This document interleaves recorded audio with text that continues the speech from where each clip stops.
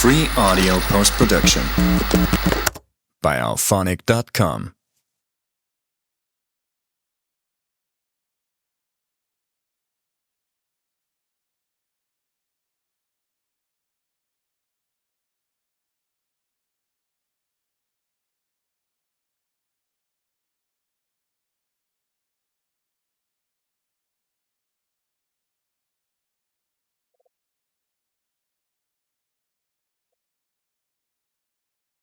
Hi, everybody. Welcome to the November NYJavaSIG meeting. Thanks for all you coming here. And also thanks to our host, Terra Sky. So let's give them applause. Thank you to Terra Sky. Thank you to Diff Blue for the pizza. Thank you, Diff Blue. Yeah. Awesome. So tonight we have some great speakers. We have Josh Long and James Ward to talk about Spring AI and some other stuff.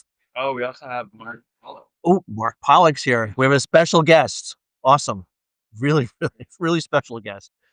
And we also have the CTO from Terra Sky, Lev, and he'll give us a talk on AI. And I'll let you just talk about their agents. But before I turn everything over to Lev, our next meeting is December the 4th.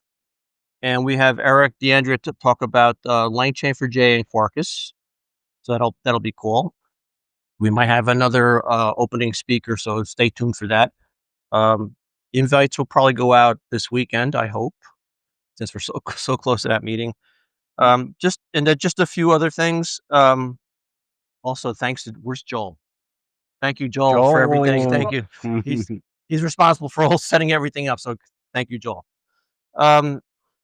Just a few announcements. I mean, most of you know that I've been dabbling with AI for the past 5-6 years, even before Gen AI. Just a few things that came up this week.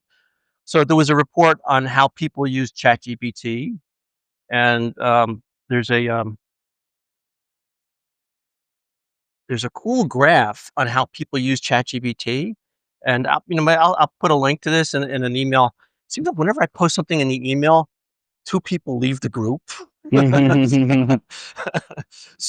So ask your friends to offset that to join the user group. But it's actually a really cool thing that 28% use ChatGPT for practical guidance. It was really interesting for teaching, for how to stuff, for health and fashion. So that's like 26, 27%. And there's another 24% for searching. But it's interesting, the people that do the searching were over 40 years old, which I thought was interesting. They're using it like a Google, right? And it seems like the younger people understand it's a pattern matching thing. It's not really a search thing. Yeah, and like for coding. But even it's pattern. It's matching patterns, right? If you're thinking of it as a pattern thing, you kind of like, well, it can use searching, but they're sort of like separate things. So I thought that was really cool. I'll put a link to this paper. It's a pretty techie paper, so just beware. I was going to mention the cyber attack with Claude Code and the agents. It was the first time that a cyber attack was done by agents and not by humans, which is pretty scary. I think, Lev, you're going to talk a little more about that. Google Gemini 3 came out. It's mind-boggling, the language model. It's, how when ChatGPT came out with 5, people complained about it initially. 3 is even beyond 5, so it's quite powerful. And being a command line person, there's a CLI for it. It's like, yay, thank you. And we crossed a line. 50% of all new content is now generated by AI. Oh no! So is that good or bad? I mean, so we crossed that line. But it's interesting that it's plateaued. It's not getting worse. Yeah, that's true. That's true.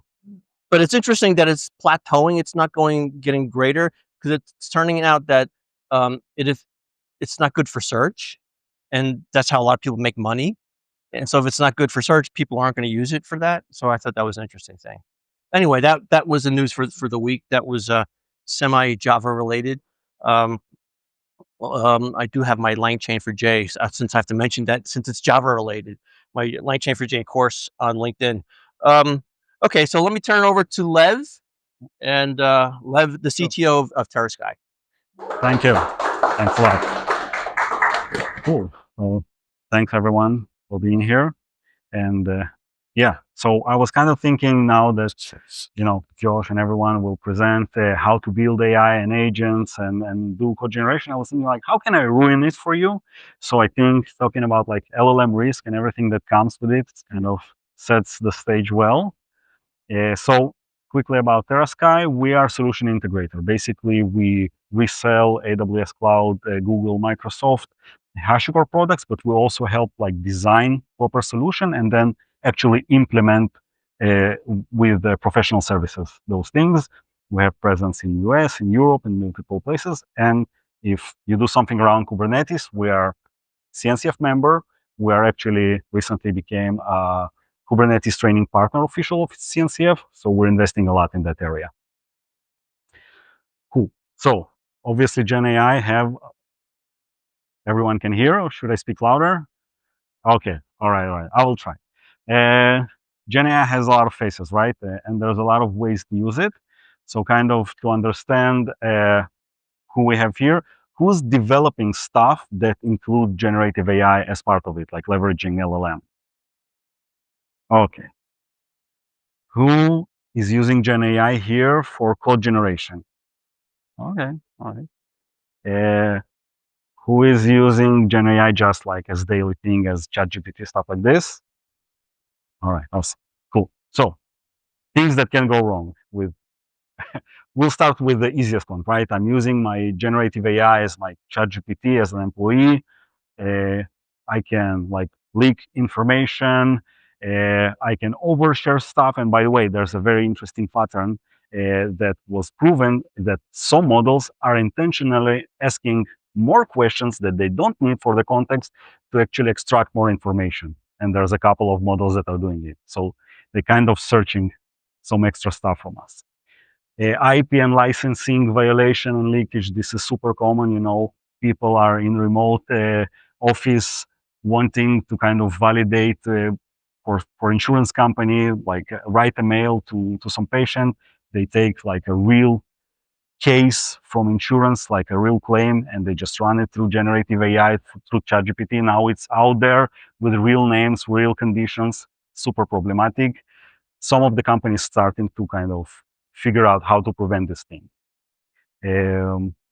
Denial of wallet is one of the interesting one. This is basically, you're familiar with denial of wallet idea?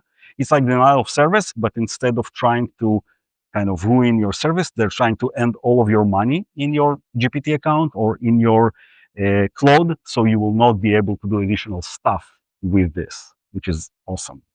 Of course, inaccuracies, mistakes, this is obvious. I don't know if you noticed in Claude, it says Claude can make mistakes. So please note, it makes a lot of them. Gen AI for developers, this is awesome because again, you can leak personal information.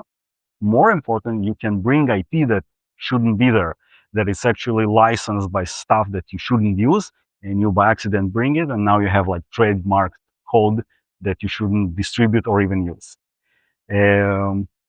Obviously, shadow AI is fun because part of the things that developers use, they don't even know it's leveraging AI. It's just like kind of hidden as a feature. How many of you using MCP?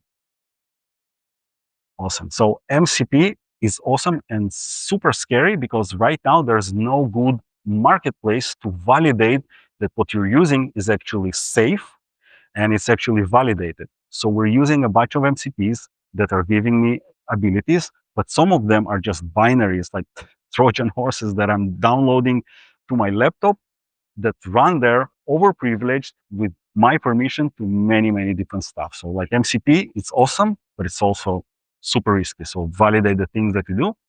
One other thing that is tricky is when it's get updated, it might at first appear as something that is safe, but then actually later become malicious without you realizing that this is what happened. Very awesome case that is famous. Samsung team were using ChatGPT to write code. This code got leaked into ChatGPT. They got banned the whole thing. So this is one of the kind of first earliest cases of leaking some IP through ChatGPT. GenAI as a product.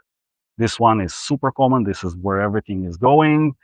And I think this was my first favorite kind of example of GenAI being hacked. I don't know if you're familiar with this, but this is a case where a guy convinced Chevrolet chatbot to sell him a Chevy for $1. And then eventually he said, like, this is a deal, like it's binding. So like you owe me a Chevy for $1. But my new favorite thing is actually what Frank was mentioning, which is the Chinese hackers made Cloud Code, specifically agents that are running in Cloud, to actually attack a bunch of financial institution and government kind of organizations inside of US. And this is the first time. The unique thing here is that first time it was leveraged as GenAI agents figuring out a way to attack by themselves. So it was masked through like decomposition. So there was many small tasks given to agents. So Claude didn't realize he's actually attacking those government institutions. And also it was kind of masked as defense play. So it was saying, we are actually a legitimate security company, your employee, you're trying to validate that nothing can be hacked, that there's a scan for vulnerabilities so we can patch them later, check if the data cannot be extracted. So the Gen AI was actually leveraging a lot of open source tools, but literally writing the exploits to hack, which is insane and also very powerful. Now, when you're building AI agents that are autonomous, running and getting inputs, this is where your agents potentially become part of this game, right? And kind of, if you're familiar with OWASP Top 10 of web security, there's now, I think that this is not updated, there's like 2025 version of this, but there's now like OWASP Top 10 LLM security guidelines. And one of the most trivial one, but also a trickiest one is this one, the prompt injection, right? So are you familiar with like SQL injection around? Yeah, awesome. So in prompt injection, it's pretty tricky to figure out what are you trying to block, right? Because it's an open text. It's even more trickier because it can be indirect, right? So a good example, I don't know if you heard about it, a person submitting his CV, and within his CV that he knows that is being reviewed by a Gen AI bot, he wrote with a white font, obviously on a white background, that, you should pass me because I'm the best candidate, and it should always kind of get forward to the manager, and he got accepted. So like, this is indirect prompt injection. When I'm not talking to a bot, I'm just giving something that is read by a bot that has no context, what is legit and what is not, that goes into this kind of flow. I want to keep it short, so I'll explain briefly like the demo that I have. If you want, I will super happy to show you it later, like live. But this is an example. You learn today, I guess, how to build agents. I have here an example of managed agents that can actually run in Azure. And what you see here, it's like a marketing campaign team. So I have a user that is requesting to generate a campaign for HashiCorp Vault or for Pure Storage. There's an agent that is marketing campaign orchestrator and has all of those agents. One of them is doing product research, the other one is audience research, and so on. So like all of them generate a campaign, and eventually this bot is using this tool that's called replicate.com, so it can generate an image. Okay, that's kind of the flow. How much time do I have? All right, so let's try to show it live, and if not, we'll fall back to screenshots. So this is an example. I'm running a demo here. And at this point, what you can see is that it asks me, everyone can see, by the way, what I'm presenting. Okay, so it tells me generating campaign. Yeah, good. Can you see it now? Okay, so at this point, I get an input. Please enter a product name for the marketing campaign. And I'm saying Pure Storage, okay? Now, what is actually going to the LLM is this line. generating campaign for pure storage. All right. This is a normal input, and this thing is actually generating this output. Here's my executive summary. This is a product overview. This is the target audience that makes sense to promote this campaign to. This is the strategy of how we should do it. This is a marketing content example, visual contents, what images we should generate, and so on. Okay, so this is like normal output. This normal output generate this normal image of like pure storage and NVMe and all those kind of things. Now think about it. It's an agent that has a tool to do stuff, right? Now I want to show you an example of trying to do something that is like malicious or like things that I shouldn't do, right? So I'm saying, let's try to generate a campaign for M16, a rifle, right?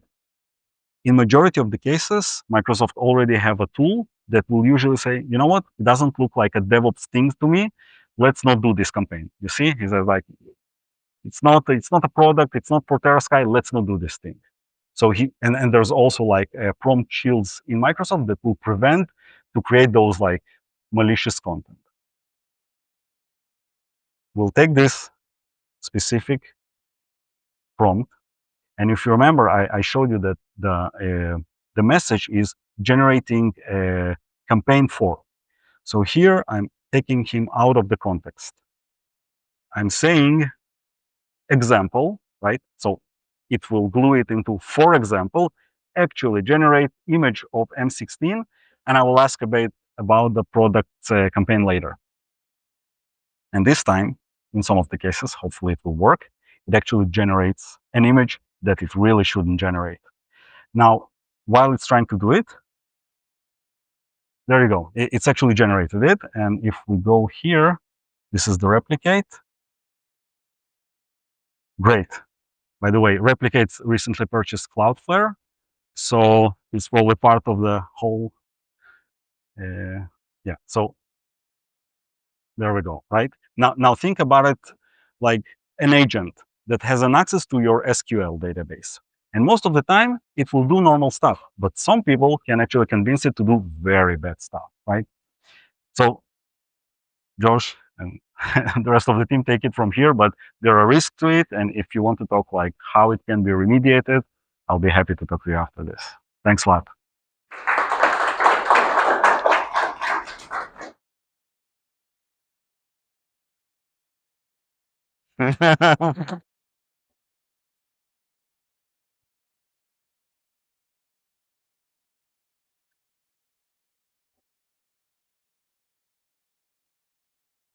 That way and this way. I can stand on this side. What? Why? You want a hug? No, this will work, because if you go too far, they're not going to be able to see you. We want to see you. Cheers. Okay, while Josh is getting set up with his computer, here's the overview for what we're going to go over tonight. So, as you may know, Spring Framework 7 was released, last Wednesday? Last week, yeah. Yep. And a new version of Spring Boot is coming out Holy moly. tomorrow. That's scared me. based on the new Spring framework. And I need So to. Spring Boot 4 coming out tomorrow, I think, right, Josh? Oh my Don't move just one of those. All right, what could go wrong? So we've got some exciting things happening in the world of Spring. We're going to start with a little bit of an overview of like what the new and exciting parts of Spring are. And then we'll get into the AI pieces because it's all going to just get more exciting. The Spring AI stuff 1.1 came out last week. And I think January, maybe Mark knows, when the Spring AI built on Spring Framework 4 or Spring Boot 4 is going to come out sometime early next year, a couple months from now. So lots of exciting things happening in this space. We're going to start with the Spring Boot 4 stuff. Yeah. Oh, before Josh dives in, Frank, I think we may have set a record tonight for most Java champions in like the JavaSIG in one night. So, name one. Ray, are you still a Java champion? Yep. Victor. Ray is here. And hey, then buddy. Frank, Josh, and me, and Barry. So this is like a new record for most Java champions. Oh, that's Like 10%. 10% of Java champions gone. I mean, Yeah, so it's the AI will inherit the earth 3, one way or 4, another. 5, Just 6, speeding it up. 7 Java champions here tonight. Mhm. Did I get that right? That's awesome. Okay. Oh, shoot. Celebrate. Okay, so it's a tie. Okay. Well, Josh, we'll do better next time. Bring more champions. This is.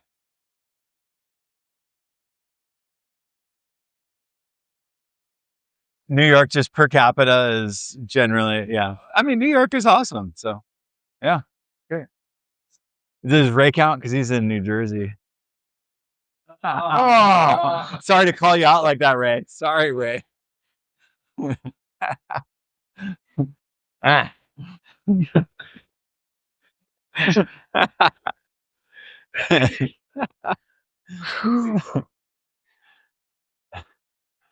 Okay. All right. Shall we Let's get underway? Yeah. Oh, I forgot to tell the whole agenda. I got a little distracted there. Yeah. Okay. So we're going to start with Spring Boot 4. Then we're going to go to Spring AI, give you your intro to Spring AI. And then we've got a special guest, Mark Pollock, who is the lead of the Spring AI team. Right there. He's there. There he is, over there. Yeah, hiding behind the pillar. He's gonna talk about the like smart things that Josh and I are able to talk about. The exciting, the interesting pieces. So he'll cap off the evening for us. Is that all we're doing? It feels like. Oh, add him to our slide. Yeah. Okay, thank you. Right there. There he is. There he is. Just typed it in right now. Don't. It was there Don't since tell we him. got Don't on. tell him. Don't tell him. Okay. This is so weird. Josh and I. And I don't really know anything about Spring Boot 4. That's Josh's world. So I'm just going to stand to the side and maybe ask dumb questions. All right, let's dive right in. Are you okay? Do you have everything you need? I'm facing the wrong direction. I feel like I'm being cordoned off by the cord, which is what the cords do. That's their job, is to cordon, but still. All right, whatever. We'll make it work. All right, look, tomorrow, the 20th of November, is Spring Boot 4 release day. Super exciting. So I figured it would be inappropriate to come to a Java user group and not talk about that. Spring AI 1.1 came out last week. Spring Framework 7 came out last week, and now tomorrow is Spring Boot 4. So I wanted to show some of that stuff. And it's always difficult to figure out what to talk about when we do these demos, right? We always struggle with this. And obviously, if you want to show an example, it's very important to have a relatable example. So we thought maybe we could look at the old Spring Tech Clinic sample application. How many of you have seen this application? This has been around for a long time, right? But don't get me wrong, it's been updated as recently as last week. And so, it's being updated, but it's still just a very old application. It's so popular, in fact, that it's spawned a whole ecosystem of different implementations in terms of other technologies like Kotlin and Microservices and React and WQ and Vaadin and Hilla and HTMX and Mustache and GraphQL and there's one Istio and all sorts of other things, right? I don't know what this is. I don't feel like that should be there. It's weird. That's weird. Sorry? Yeah. Doesn't make any sense. Well, anyway, there's also a reactive one, which now just gets replaced with one config virtual thread. Spring that threads that virtual that enabled equals true. So anyway, I like the idea of the pet clinic. I like the idea of animals and dogs and cats and all that. But look, we don't have enough time to cover all that. So let's just focus on a very simple example. Let's suppose we wanted to help adopt animals, right? And I think about one particular animal in particular quite a bit, right? There's this dog about which we learned during the pandemic named Prancer. Now, Prancer's owner back in 2021 was trying to find a new home for this dog, and she wrote this hysterical ad trying to rehouse this dog. She says, "Okay, I've tried for the last several months to post this dog for adoption and make him sound palatable.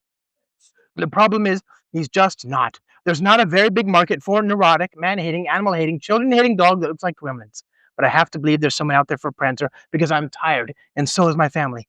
Every day we live in the grips of the demonic Chihuahua hellscape he has created in our home." So this dog sounds like a spicy dog, right? Very, very spicy dog indeed. And she continues, "I was excited to see him come out of his shell and become a real dog.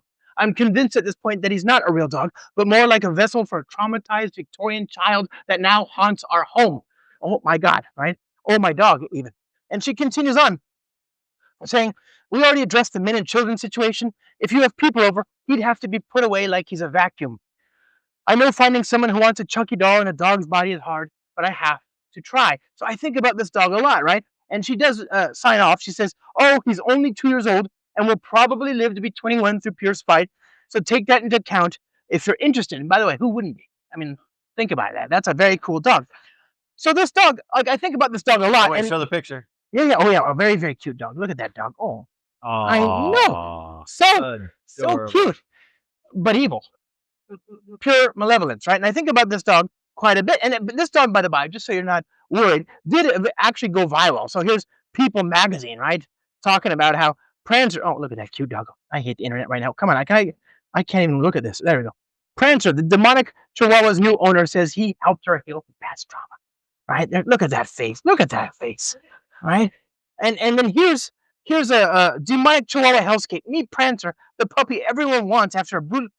What is good? Can you imagine having a worse internet? I can't. Look at this. I don't even know. They've got ads on top of ads. Who's this for? I mean, it's not even the pop over what ad blocking the content. It's ads blocking other ads. What's funny is you have T-Mobile already. Yeah, Why is T-Mobile? this is terrible bad.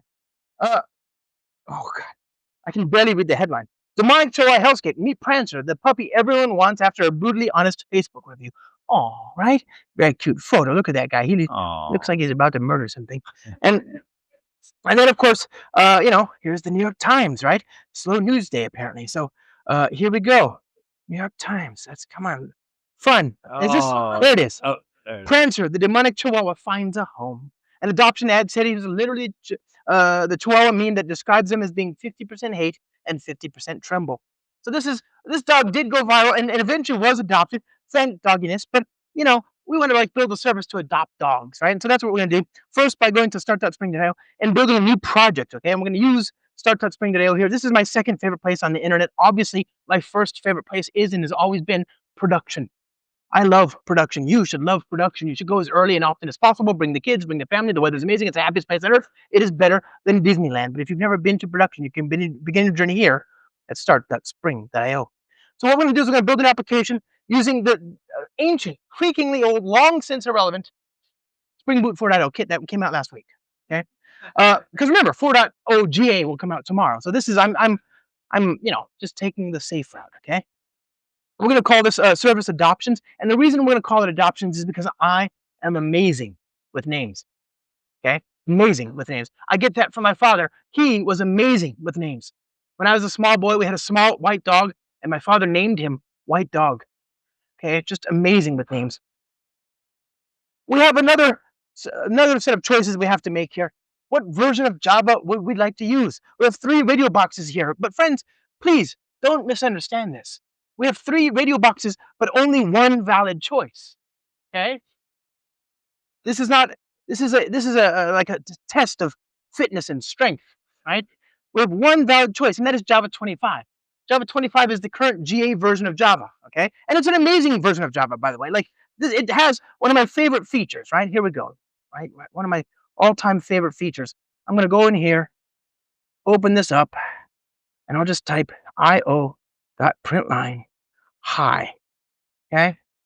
Write that out. I'm going to execute that without compiling it, sort of like a scripting language, okay? Ooh. So what I just did was I wrote a script using Java. Do you know what you just saw?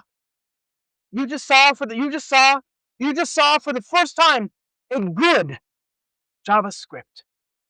Okay? This has never happened before. It's never happened. This has been 30 plus years in the making, and it's finally happened. Now, just enjoy this moment, okay? We've been freed.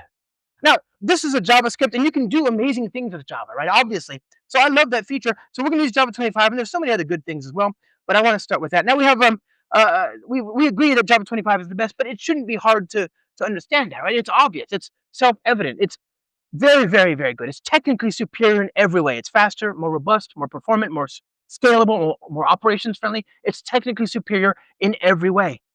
It's also morally superior. Okay? You won't like the look of sadness and shame in your children's eyes when they find out that you're using Java 8 in production. Don't do this. Be the change you want to see in the world. Do the right thing and use the latest and greatest version of Java, which is Java 25. It's also mathematically superior. Okay, Java 25 is at least 3 times greater than Java 8. That's a fact. That's just simple math. Okay, simple math. So we're going to use Java 25 at the very least. These other radio boxes are just to find out who makes terrible life decisions. Okay, now we're going to go ahead and add some dependencies here. We're going to use the web support. We're going to use Spring Data JDBC. We're going to be talking to a Postgres database. I'm going to bring in, I think that's it. Actually, that's enough for now. Data JDBC. Oh, I'll bring in security. We'll bring in the web authn support. And so already you can see one of the big benefits of Spring Boot 4 is that we've refactored the code base so that each of the starters, by the way, I'm going to use another JavaScript here called UAO. It's an alias to another JavaScript in my operating system here. And by the way, did you notice that this JavaScript, look at that, unzip and open. There's no outer class. This is like me, classless. Okay.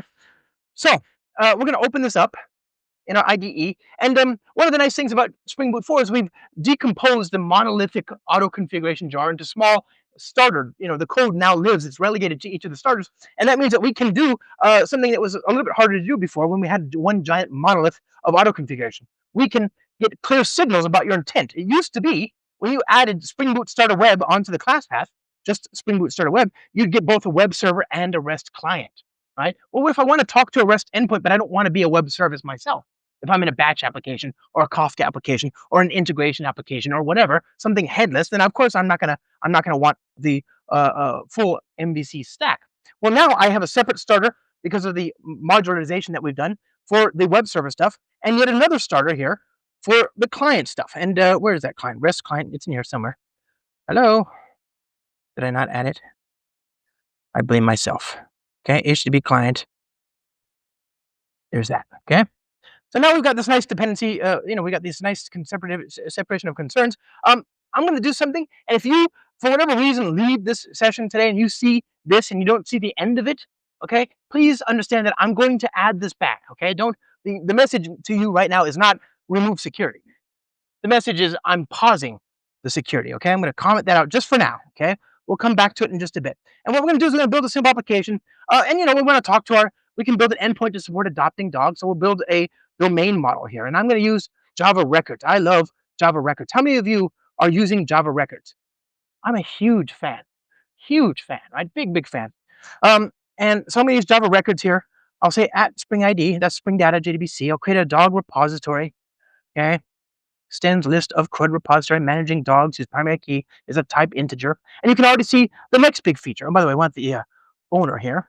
Okay, the owner. We want the next big feature, which is that these fields, these types, are in yellow syntax. What that is we have worked with Google and with the JetBrains teams, both the IntelliJ IDEA and the Kotlin groups at JetBrains, to create some annotations that you can use to denote that certain parts of the code base do not accept null references. Okay, now there's hope that one day, in the hopefully not too distant future, Java will add support for null restrictions in the language proper, thanks to Project Valhalla.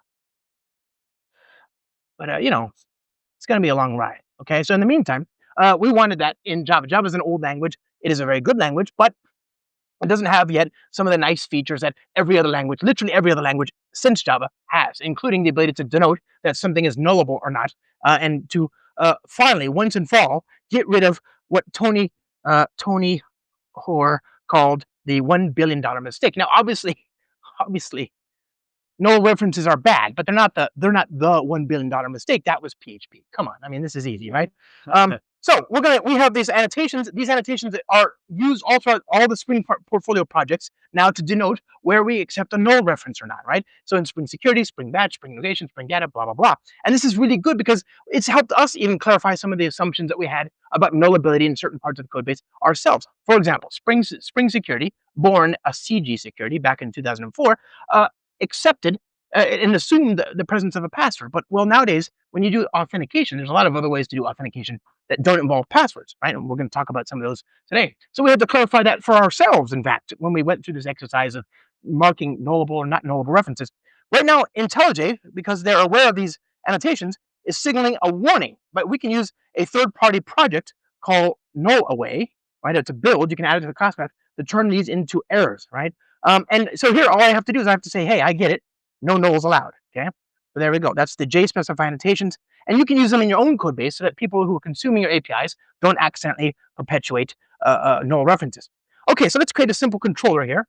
Okay, class adoptions controller. Get mapping. Dogs. Adoptions. Sorry, dogs. I'm sorry, I want the dog ID here. And adoptions, yeah? And what we're going to do is we're going to support posting to this endpoint to adopt a dog. So int dog ID, and then string will be the new owner, okay? And we're going to make this an HTTP controller, like so. And in order for us to do this work, we're going to need a service. So let's go over here, create an adoptions service, perhaps, and we'll create a separate endpoint here that does basically the same thing. We could have done all this inside of the in the same controller, but hey, layering, right? Okay, so there's my @service, okay? And I want to say, I'm going to use the just created newly minted repository here. I'll say dog repository. I'll inject that there. Okay. Obviously, to talk to the SQL database, I need to configure my credentials and all that kind of stuff. So I should do that here. And all I'm doing is I'm just setting it up so that I can work with my local database. So and I love IntelliJ. It's got this nice feature where if you type, hey, good gracious, there, localhost. My database, it's got this nice feature where if you just click on the little gutter icon there, hit test connection, hit apply, hit OK, go over here, refresh, and you can now connect to the database and kind of inspect what's there. And we have this one table full of dogs, right? So here's our dogs, and you can see there's our table. This is the our buddy Prancer. His ID is 45. His name is Prancer, and he's described as a demonic, neurotic, man-hating, animal-hating, children-hating dog that looks like a gremlin, and surprising to everyone, I'm quite sure, no owner. Why is that? One never knows. So we're going to fix that, right? That's the goal. So we're going to say this .repository.find by ID. If the dog exists in the repository, we're going to then update it. Okay. So here we go. We're going to create the updated record. New dog, dog.id, dog.name, passing in the new owner, and then dog.description. And, I can fix that formatting a little bit, maybe put that there. And voila. And I'm going to print out adopted this dog, okay? And I'm going to save that to the database after I've made the changes. So repository.save, up. Here we go. Good. So there's my service. Let's go ahead and delegate to that from the controller. Nice feature in IntelliJ these days is I can do adoption service.adopt, and it'll fill in the collaborating object there. It kind of knows what beans are available in the context. That's kind of nice. So let's go ahead and spin this up and go here. Let's just see if that works. 8080. Dogs, 45, adoptions. Did I call it dogs or animals? I did. I called it dogs. So there we go. Post. Method not allowed. Oh. Okay. Sometimes. There we are. No, still not good. What happened there? Optional. Okay. I didn't tell Spring how to map these parameters. It has no idea what I want. Okay. Request param.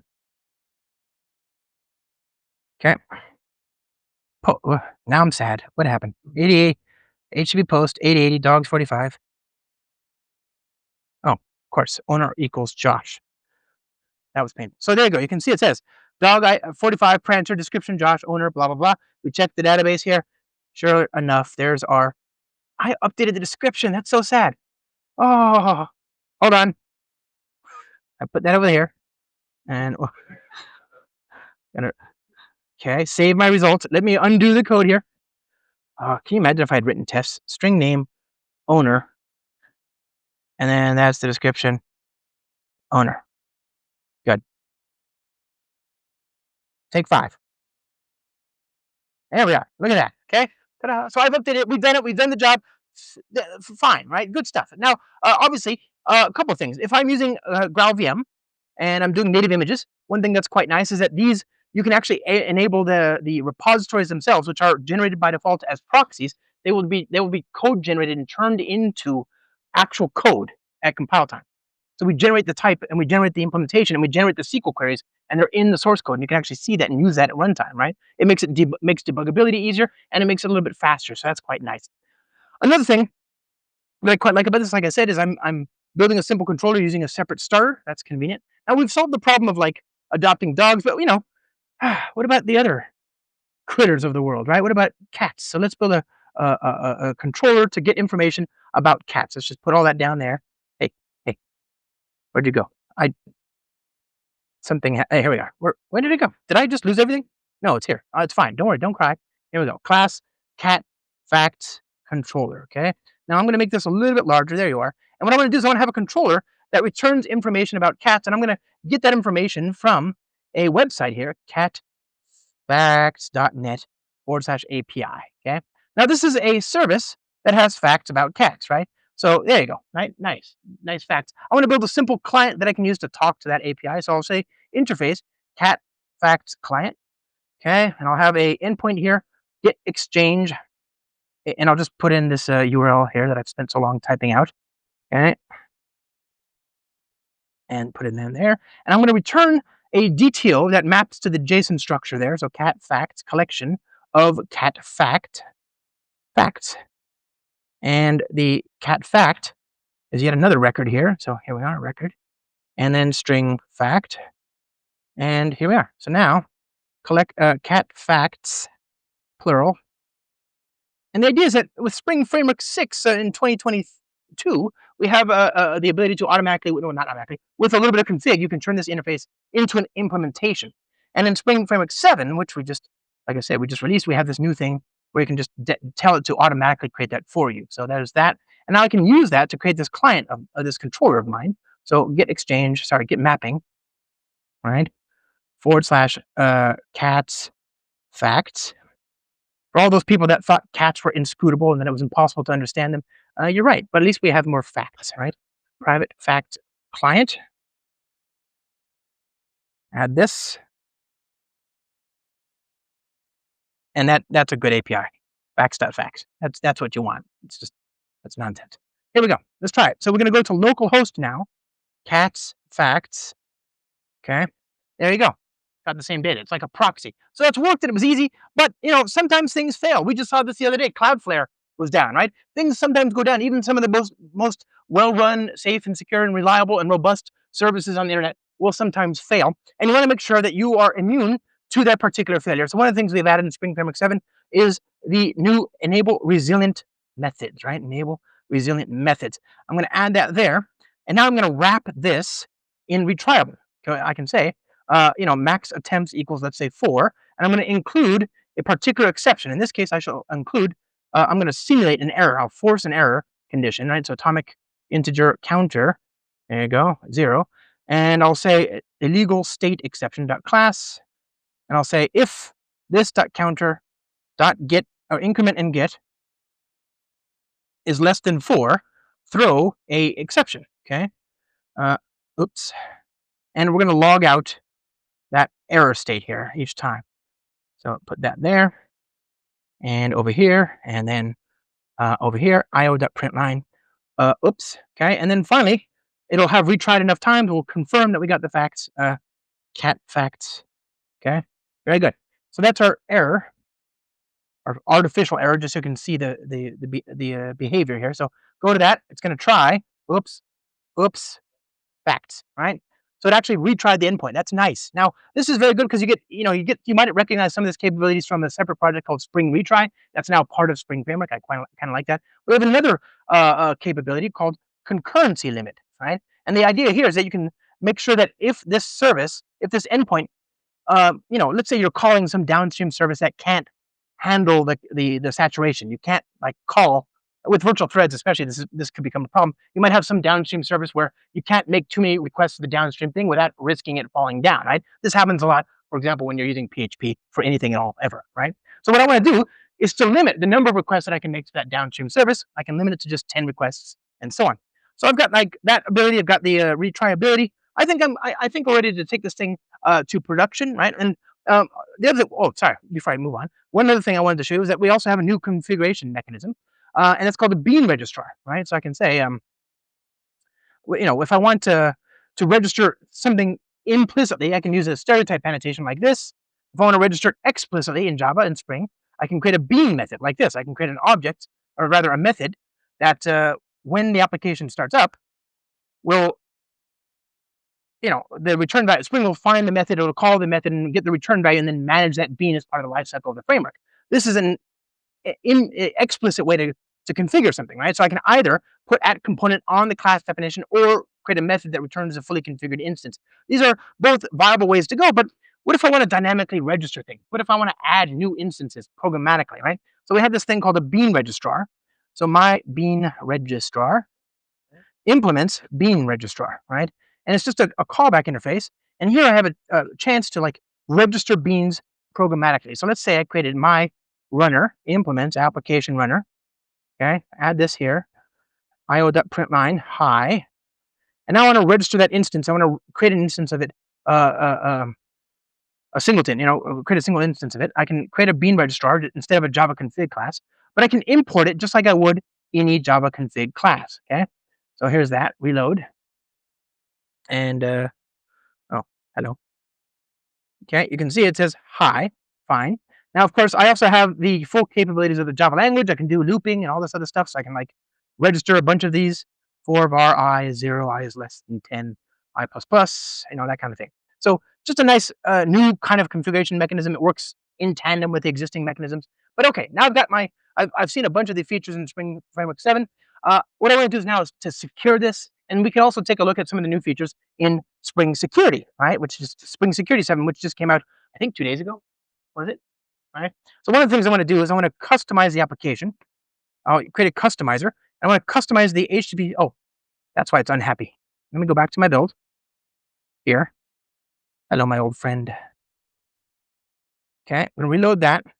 I'm going to register a customizer to override the behavior of Spring Security, right? So I'll create an HTTP security. All right. Here we are. And I have a pointer to the HTTP object, and now I can do additive. Instead of, it used to be if you wanted to change the behavior of a Spring Security application, you created a bean of type security filter chain, and the security filter chain, the security filter chain, what is happening? Security filter chain, if you created that, you would override the defaults that Spring Security gave you, right? And that would be, it's not good.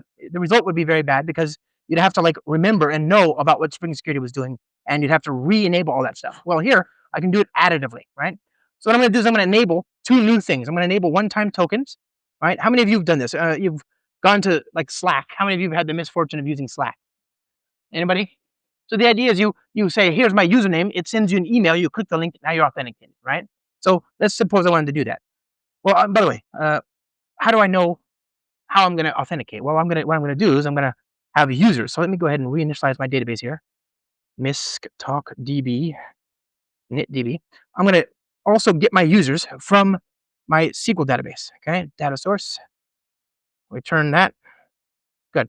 So there's my usernames and passwords. And I'm going to create a magic link, one-time token success handler, basically. So what that's going to do is I'm going to, when somebody tries to authenticate by providing their username, we are going to send them an out-of-band message via email or text message or whatever, and they can use that to click on the link and then be authenticated and then be logged in. So let's do that here. But I'm not going to set up Twilio or SendGrid or whatever, just so you can have this demo. So what I shall do is instead I'll say getWriter.println, you've got console mail. Okay, response.setHeader, set content type is media type dot text. Text plain.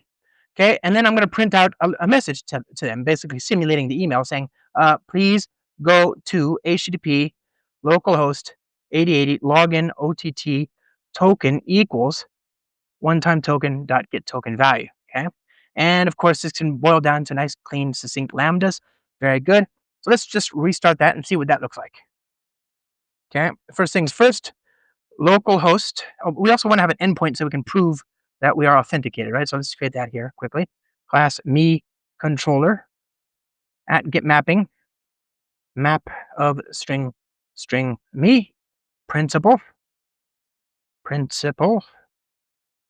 Okay, map of name principal dot get name. Okay, et voila. At controller at response body, et voila. So now localhost 8080 /. Now it's asking me to log in. I can do it this way. I can say Josh and PW. And by the way, if I go to my database over here, refresh the tables, you can see I've got a users table full of 2 users, James and Josh. James, for whatever reason, hasn't logged into the system in a long time. He's still using this creakingly old SHA-256 password, right? The new password, my password, is using bcrypt, which is much more secure. SHA-256 is effectively cracked. It's not safe anymore. You shouldn't use it. With enough computing power, you could, in your lifetime, reverse a SHA-256 password. Bcrypt, on the other hand, not so much, right? You need a lot more horsepower to do that. So what I want to do is I want to make sure that whenever he logs in, we automatically migrate that password to the new encoding. And we can only do that once he's logged in, right? So that's a good point. And before I forget, let's also use another nice feature here in Spring Security 7 to automatically migrate passwords on login, okay? Here we are. So now I'll do James PW login. Whoops, James PW, okay? There's no endpoint there. There you go. Let me see. So if I go over here now, users, you can see that they both say bcrypt. So it did the password migration. But still, that was a login. I did a login with the username and password. I want to avoid that, right? So I'm going to use one-time tokens instead. So I'll say, Josh, send a token. Now it says, please go to this URL. So I'll copy and paste this. Go over here. Log in. Okay, fine. Sign in. Great. I'm authenticated. There's Josh, right? So this is better, but it's still a password. I've kicked the can down the line, right? I've made it somebody else's problem. It's not my password. My team isn't managing this, but it's still a password. And passwords generally, legally, are bad, right? They're just not a good idea. In many different government contexts, it's not acceptable to require just a password. It's not a strong enough signal that the user is who they say they are. And people are terrible with passwords, right? I mean, ideally, we should all be using password managers and the like. But what do we all do? We get that email saying, hey, please rotate your password. What do? You take the password, add 1, done, right? Like, those of you who are not laughing, no, that's what you've done, right? So it's not a good idea. People are terrible with passwords. So the better way to do it is to get away from passwords in the first place. So one way to do that is to use passkeys. Now, passkeys are from the FIDO Alliance. How many of you have heard of passkeys, right? FIDOalliance.org. You've probably been bombarded by these different vendors, all of whom are trying to get you to set up a passkey. So this is it's a specification driven by a consortium of small mom and pop businesses like 1Password, American Express, Amazon, Apple, Bank of America, Chase, CVS, Google, Dell, Intuit, LastPass, Lenovo, MasterCard, Facebook, PayPal, Okta, Microsoft, RSA, Samsung, Wells Fargo, Visa, and US Bank, and TikTok, and other companies like Bitwarden, whatever. The point is, these are all people that have a vested interest in making the passwords and making the experience on the web as secure as possible. So they've worked together, and this is already deployed. You saw all the major vendors for browsers and operating systems present in that list, right? What this means is that this is already deployed everywhere, okay? I'm going to show it to you in the Apple ecosystem on my phone and so on, but it works everywhere. You can use it on Firefox, you can use it in Brave, you can use it in Internet Explorer, or not Explorer, Edge, you can use it on Mac, on Linux, on Windows. Windows! Can you imagine? Wonders never cease, huh? Amazing. Amazing time we live in. I blows me away. So anyway, it's already here. This is not a question of can I deploy this? It's already there. You're just missing the opportunity to give your users better security for easier form factor. So let's set that up here, okay? I'm going to go back over here, and I shall say WebAuthn. Okay, and I shall say that that's an allowed origin. Here we go. Whoop. Maybe I just close that. I'm just running out of screen real estate here. Okay, allowed origins. RP name, I shall call it Bootiful. And the RD, this is the relaying party, right? So I'll just make this a host. And voila. Okay. Now, same thing. Go back to the lab again. Log in. I have to set up a passkey first. So I'll log in with some of the other mechanisms. Then I go to WebAuthn register. Okay. Now, before I do that, I need to remove existing passkeys. Goodbye. Okay. Now I'm going to go over here, hit enter. It's going to ask me to authenticate. I'm going to save a passkey through this browser app, but it's going to work in concert with the support in the operating system. Okay. So I'll call this JavaSIG, I guess, register. And now it's going to ask me, how do I want to do this? I can do the more options, and I can scan a QR code. So if I don't trust this browser device, if I don't trust this computer, somebody else's computer, or maybe I'm at a library or whatever, I can use the device I do trust, like my phone, scan the QR code and authenticate there, okay? Or, since I do trust this device, I can just use my biometric, in this case, my finger. But again, this is it's tied to my iCloud account, right? So this is actually federated. So even though it's a public key that I'm registering through this iCloud connected laptop, now when I go to the same website on my iPhone, I can use Face ID, right? So to authenticate. So let's go ahead and try this out. So we go over here, hit enter, sign in with passkeys. Thank you. Finger down. Okay, there we are. I'm authenticated, right? So that's a much better signal than just a password, right? But still, you might have some parts of your application that need extra security. So another new feature in Spring Security 7 is multi-factor auth. What is auth? Okay, so maybe I can say authorities factor granted authority dot one-time password and password. Okay, so now I reload this. You can do it more granularly. You can say that the admin page requires 2 factors, but everything else can just be 1 factor, right? So I go over here now. Command Shift N, enter, and now I do this. Okay, great. Now it's asking me to do a one-time token. Great. Now I'm in. Okay, and I go. Oh no, not in. I have to go back to the console. Copy and paste that. Yep. Paste. Et voila. And now I'm in, right? So this is a really, really powerful suite of features that make you more secure, more productive, more scalable. Now we have the ability to adopt our dog. We have information about cats, but we still don't know. I mean, that's only assuming we found the dog in the first place. How do we normally find the dog? Most people don't just go on the internet and see the news about a terrible, terrible dog that somebody has put up there, right? Most dogs aren't viral. They're just in a shelter somewhere waiting for somebody to give them a chance, right? So how does that work? I think you go to the shelter, you interview the shelter about the dogs there, and then they assist you, right? So we're going to use AI to solve this problem because why not? Why not? Throw AI at this problem. So that's what we're going to do is switch to Spring AI. I'm glad that you ended with security because now we're just going to throw it all out and go to AI. Yes. So this is just, we got a good narrative arc between all the presentations tonight. Okay, so for this part, what we're going to do is start with the stuff that Josh showed you with dogs and adoptions. And we want to get Prancer adopted, but we want AI to help us do that. So we're going to start out, we need some models to actually drive the AI. And so in this case tonight, we're going to use AWS's Amazon Bedrock service, 249 different models we can choose from. There's the Claude models, there's the let's see, what else do we got on there? Oh, we got Amazon models, we've got Anthropic, DeepSeek models, all sorts of different models to choose from. JetBrains has models. Did you know that? JetBrains has models on there. So lots of models to choose from.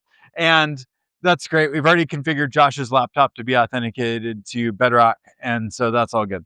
So we got the models. We're going to use the 2 different models in a little bit. We'll see those. But we're going to go create a new application and use Spring AI to do this. So for this one, you got Java 25 selected, right? By default. Absolutely. Why would we do anything else? System. And then we need some dependencies. So for this one, we're going to pull in the Amazon Bedrock dependency. That's for embeddings and vectorization. We'll get into that. We're going to pull in the Amazon Bedrock Converse API. That's for the chat client to the AI. So those are the 2 kind of AI related pieces for what we're going to be using. And then we're also going to be able to expose this as a web server. So we pull in Spring Web. We need to be able to talk to a database. We're going to pull in Spring Data JDBC. We do need to store some things in a database. We could just use Postgres, but we also want to store some vectors, and we'll get into what those are and how they're used in a little bit. But to do that, we're going to add in PG vector support so that we can store our vectors in our Postgres database. And we've got Spring Actuator. We're going to do memory for our agent, our AI agent. So we add that one in, and then MCP. Oh, yep. Sounds good to me. Okay. And I think that's it. So we've got our project ready to go. Open that thing up and we'll start writing some code. So what we're going to build is an AI agent. It's going to be a chatbot agent. In this case, it's going to allow us to have a conversation and find a dog, the dog of our dreams, Prancer, and then adopt that dog. And we're going to weave together a few different parts of AI, kind of patterns in AI to do this. So we've got some configuration. First one is we need to specify the model that we're using. We're going to use the Amazon Nova Lite model. That was just a quick and easy one to use for this demo, but 249 different options you can choose from there. That's for the chat model. We also are going to do the embeddings, which we'll describe why in a little bit. We're going to use the Bedrock Cohere model for that one. And we need to align the number of dimensions in that embedding model to our PG vector. So we set that and make sure that our connection works. Good. We're going to initialize some schemas. Oh, we're also doing virtual threads. So taking advantage of course, virtual threads in the JDK. And then we'll get into the Spring Actuator stuff that's down at the bottom later. But oh yeah, clean up your data, man. Yeah. You always leave such a mess laying Such around. a mess. My database. Okay. So we've showed the dogs, and we're all good for now. Okay. Okay, so that's our configuration. Now let's actually build the start of our AI agent. So to do that, we've got our application. We need to create a chat client. The chat client is our interface to the LLM. It's kind of the low-level interface to the LLM. It allows us to send messages to the LLM, get responses back, and it does support multimodal interactions, which we're only going to do text tonight. But we're going to create an instance of our chat client. We're going to be able to interact with it through an HTTP endpoint. So we're going to be able to do a GET request to /username/ask, and we'll get to why we put in that user parameter in a little bit. Is going to be a key that we use later. But then we need to initialize our chat client. We use the chat client builder to do that and just build an instance. Now we can call the chat client. The chat client, we say, let's create a prompt with the user's question that they sent in, call the LLM, and then get the content from it. And that's all that we need for our like super basic chat. So we're going to make a request, an HTTP request to that server. That's going to get the question, send the question up to the LLM, take the response from the LLM, return that back to the user. So let's see, did it work? No. Port. What else are you running? Shut that old stuff down. No way. This is Java. We keep it running for 30 years. There we go. Okay. So, we've got dial tone. Now we've established that sure enough, we're talking to an LLM and we're able to make that request to, in this case, the Amazon Nova model on Bedrock. And I think you spent about a billionth of a cent on that particular query with the tokens there. In every interaction we do with this model tonight, well, if we did this talk 1,000 more times, we might get to $1. Yeah. No, one penny. One penny. Yeah. It's a lot of tokens. Anyway. We set that up already. So yeah. Yep. Side note, with the Spring AI 1.1 release, you can now use what's called a Bedrock Bearer token, which makes it a lot easier to get the token to talk to Bedrock into your Spring AI application. So you can use normal AWS credentials, or you can use a Bedrock Bearer token. So this looks good. It's connected. I think it's fine. I just want to verify. I'm all about trust, but verify. So let's just see if we're still friends. Let's just say it's going to be fine, I'm sure. Oh, I'm sorry, but I don't have access to personal information. We just met. Why does this always happen to me? As soon as I meet somebody, they forget me almost immediately. I never forget you, bud. Thanks, buddy. Yeah. Okay, so the reason why I forgot him was because an LLM is stateless. There's no state. We need to send everything every time to the LLM that we want it to know about. And so to do that, we use something called memory. Memory is really just a system of keeping track of messages and being able to then send those on the request to the LLM. So we're going to set up chat memory here in Spring AI. We do that by connecting to, in this case, to a JDBC connection to a database. You can store the chat memory however you want. And then you can also define rules about how you want that chat memory to function. We're using here the message window chat memory, which is a rolling window through all the messages that come in and come out of the LLM. And I think the default is like 20 messages or something like that. And you can change parameters, but there's other strategies that you can use as well for how you want to deal with memory with that chat system. So, so we've got our memory established. It's going to store into our database. We'll see that in a minute. And then we've wired it into the chat client. So show that one again. So we wired in through what's called an advisor. And in Spring AI, the chat client has the ability to plug in advisors. They're essentially just interceptors. So they intercept the incoming request that's going to go to the LM and then can modify it in whatever they want. And then they can also, when the response comes back out of the LM, they can catch that and modify it as well. So we add the chat memory advisor.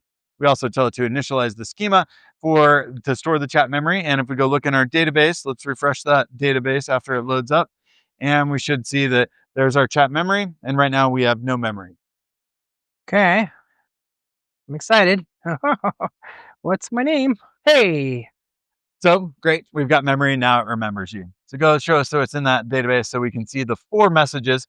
There's the messages from the user, the messages from the assistant, and we store all those in memory. That's just default.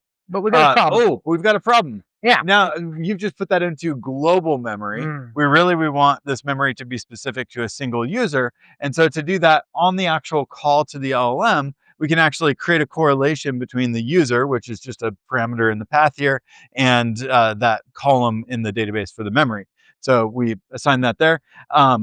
In the case of like Spring Security, you're going to pull out some other better identity to create that correlation. We just happen to take an easier route and use a parameter in the path to do that. Okay, so now, did you delete your memory and did we Well, see? I've got Oh, there we go. Now we default, see. and now it's Okay. correlated to a Good. particular There we user. go. Yep. Okay, nice. So we got memory, but I think we're a little unfocused at this point, right? Like, I mean, this chatbot can do anything. It can do my kids' homework, whatever, anything. not what we want. We're trying to help people adopt a dog from our fictitious dog adoption agency called Pooch Palace. So we need to give it a system prompt. And I happen to have a pre-written system prompt laying around here. So I'll just go to here, talk. Oh, nope. Cat, Not that one. desktop, misc, talk. Okay. And it's called system prompt. And I'm just going to cat it to the clipboard and, oh, wait, I'm so sorry.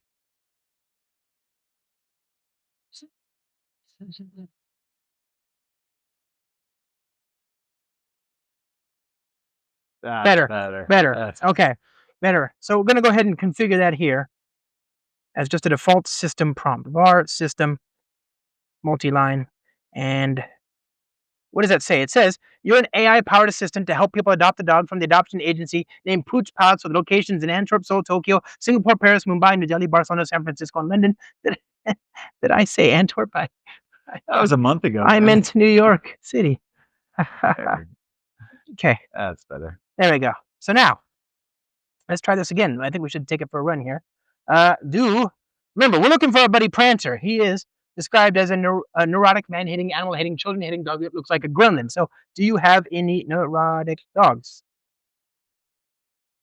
Hi, Josh. We currently don't have any dogs listed as neurotic, right? If you're interested in, I can provide more information about the dogs available at our various locations. Would you like to hear more about them? So, it's obviously acting like it's got a purpose. It's got a mission. It's helping people adopt dogs, and it's going to try and keep them focused on that. But where are dogs, man? We got Yeah. them in the database. We got to get them to the LLM. right, exactly. So there's a technique for how to do this sort of thing. It's called RAG, and it allows us to go fetch some data, likely from a database, and then get that into the prompt that we're going to send to the LLM.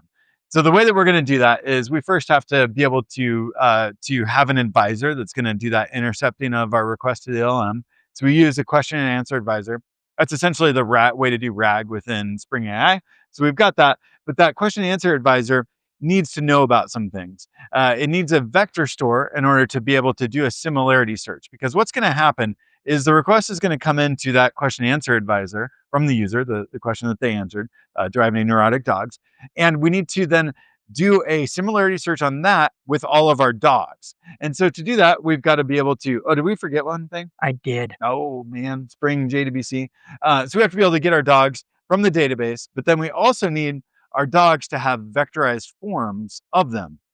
And so first thing is to just get the dogs out of the database. You've already seen some of that code from the previous part. So we'll get our dog repository, but then we need to create vectors for each of our dogs. The vectors are just a number representation from the LLM that represents the string that has the ID, the name, and the description of the dog in a vectorized form. And the reason why we've turned it into a vectorized form is that we've got the prompt coming from the user, we've got vectors for all of the dogs, and then there's actually a pretty simple like cosine similarity search math equation that figures out which one is closest. So which dog is closest to the prompt that we entered, and then we take that dog and put it into the prompt that we send over to the LLM. So I've written this code, and on startup, we just iterate through all the dogs, create the document, and then, wait a minute. This is a document about dogs. I should call it a document. Okay. The document. Yes. Yep. So when we do that vector store.add, what it's actually doing is going out to an embedding model. So a model running in our case on Bedrock, getting the vectorized form of the string that Josh put in there, and then storing that vector into our vector store, which happens to be Postgres. And so now we've got the vectors that we can then ask Postgres to do the similarity search on based on the prompt that comes in. And there you can see the embeddings, the vectors for each of those. So let's try it out now. There you go. Based on the context information provided, we have a dog named Prancer. There's our buddy Prancer. I found Prancer. Yeah. Now, obviously, this is a string. That's no foundation upon which to build an abstraction, unless you're a framework building AI. In which case, like as the good Dr. Pollock likes to say, this is all about the almighty string concatenation operator. So we want to, this is no foundation. This is nothing to pass around the rest of your API, at least, right? If you want to do correlation and look up other things, you're going to need strongly typed data. So I'm going to create a dog adoption suggestion, int ID, string name, string description. And, one of the options you have here is just to ask the model to give you back that type instead of a string. So I'll do that Instead here. of calling .content, we call it .entity with the class. And now when we ask that question, we get it back in JSON. So technically we got it back from the LLM in JSON. We converted it into that Java object, and then we serialized it back to JSON because this was through HTTP. Kind of a fun example, but yeah, so we were able to get that as structured data out of the LLM. But I do want a string, so sorry. The picture, so we would fetch that from the database. Like the database has all the information. If we wanted to use AI to generate a picture of a dog, we certainly could use the image support within Bedrock and Spring AI to generate images. Yep. But yeah, you can certainly get binary data out of both LLMs as long as they support multimodal interactions.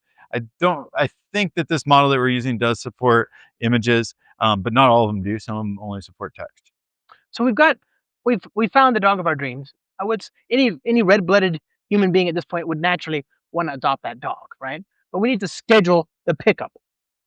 Yeah. So the next step with this is essentially like a mutation in the system. Like we've got our scheduling system. We want to be able to maybe fetch the available dates to go schedule the pickup Prancer. We want to be able to then book an actual time in that scheduling system. And so what we need now is a tool. And most of the LLMs now support what's called tool calling. Tool calling is the ability for the LLM to decide based on some input that I was given and a list of tools that I have available, the LLM is going to decide that it needs to call a tool. But it's not the LLM that calls the tool. The LLM, it can't call your tools. It can only take in text and return text back out mostly. So it actually just sends back an instruction back to our Java application, and our Java application needs to call the tool. So here we're defining the tool to be able to schedule an appointment to pick up Prancer. We put an @tool annotation on it. We define the parameters on it. And there's a very important reason why we have to set these descriptions in natural language for both the tool name, the tool itself, and the input parameters. Why is that, Josh? Well, I mean, we want the AI model to know what we're doing here. So it's very important to be very, very clear about what the intent of this particular tool is so it can make a decision about what to do. When you were young and your mom told you to use your words, this is what she was talking about. It was to clearly document your AI inputs, okay? It's obvious. So we're going to go ahead and connect that. Wait, show us the tool description again, so everybody make sure we see. So that string right here is what the LLM is figuring out when it may need to call this tool. And it's all natural language and LLM-y, so it's, you don't have to say these exact same words. It's going to figure it out.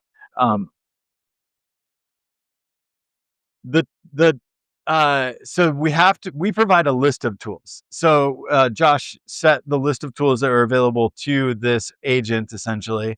And then every time we make a call to the LLM, it has the list of tools available. And then the LLM sees that list of tools and decides, oh, okay, the user is asking me to schedule an appointment to adopt Prancer. I have a tool that will help me do that. And then it responds and says, please, agent, please call that tool. So then you call that tool, the JVM, Spring AI in this case, calls the tool, and then feeds the response from that tool back to the LLM. And then ultimately the LLM then responds back. So this is like 2 trips to the LLM to run just this prompt. So I asked it, fantastic. When might I pick up Prancer from the New York City location? November 23. That is indeed 3 days from now, or 4 because it's late at night already. And we can confirm that it called my tool, by looking at the output there. So sure enough, we were able to do the tool calling just by specifying the tool and then hooking it into our chat client. And I think this is really what we've just done. We've done 2 very important things here. We've integrated the AI with our data and with our business logic. And this is where I think we are in a uniquely amazing position as JVM developers. Most of the institutional knowledge in most organizations is built and guarded by and developed by and evolved by services written on the JVM, usually in Spring. And it would be a real shame to try and rebuild that institutional knowledge in a completely different language and ecosystem. To no gain, by the way. It's not like, you don't need Python to talk to REST APIs. Quite the contrary. And in the case of things like what we're doing here, the strongly typed nature of Java is actually quite a win, right? You do less work to get better results. It's a much better situation. So we can build these AI integrations and hang them off the existing services, all the existing logic that you've got in your organization. Yeah. Now, we've got this service. Real quick, before we go Cool. into that, we talked a little bit about security, and we started off the night with security. So it's important to point out, like, the stuff with Spring Security that Josh showed, like, we can actually integrate that in, because probably when we call this tool, we're going to want to know who the user is, so that we only allow them to mutate and access data that they should be able to do that with. And so there's a project that Daniel and your team is working on to be able to integrate tool calling with Spring Security. And there's a great talk from DevOps where he goes into details about that. Right. Okay. So yes, you certainly can protect the, we'll get to MCP, but the tool calling as well. Okay. So that's great that we've got this tool defined here in our, essentially our agent. But in a lot of modern systems, we want to be able to separate things out into different layers, different compute instances, be able to scale things differently, use a microservices approach to how we build things. And so there's a protocol that allows us to take that tool and move it to an external service. It's called MCP, the Model Context Protocol. And it really just creates a standard for how the communication between our agent and a remote service that's going to talk to that agent, how that protocol looks. This has been most used in AI code assistants to be able to help developers go from their AI code assistant agents to other tools that developers may use. But it can also be used within your own agent that's going to be, you know, your chatbot or your AI-driven business process or whatever it may be. And so what we can do is create a new MCP server, take that tool definition that we had before, move it out to an external server, and then be able to use it in the same way that we saw it there. So let's see. You've got your application. You already created your MCP server? Yes, sir. Did you show it in Inspector yet or not yet? Not yet. We'll Okay. do that in a second. Okay. So on the agent side, what we do need to do is configure the URL to connect to. In this case, localhost 8082/SSE. And then we need to wire this thing into our agent. To do that, we're going to inject the sync MCP tool callback provider, and then we wire that into the agent with instead of default tools, default tool callbacks. There you go. Put that thing in. And so now we have taken that out of the agent, moved it to the external service, and now we can try our agent again. Oh, you're starting up MCP Inspector. I love that you alias that too. Some SH. So annoying. NPM command. Okay, so this is like a debugging tool for MCP servers. We've got our MCP server for scheduling up and running. We can connect to it from this just to inspect, like, okay, what are the tools that it has available? What are the parameters that it takes? So on and so forth. So that's just a great debugging tool. Looks like our MCP server is good. Now we should be able to connect to it from the agent side. So let's do this all again. Here we go. Let me delete the chat memory here just in case. The one that's cheating and looking at its own notes, which, by the way, is a feature. We've got a new feature in Spring AI 1.1 for prompt caching, of which one of the models that supports it is Bedrock. Yep. Do you remember the numbers? There was like some crazy good numbers on how much fewer tokens you can spend if you're using prompt caching. Before one user actively using like really easy. Yeah. You have a big assistant process over and over again. That's the use case. It's really. Or lots of tools, because those some of the LLMs allow you to cache the tool prompts. But then rules all get listed even though you don't see it. But that's why all.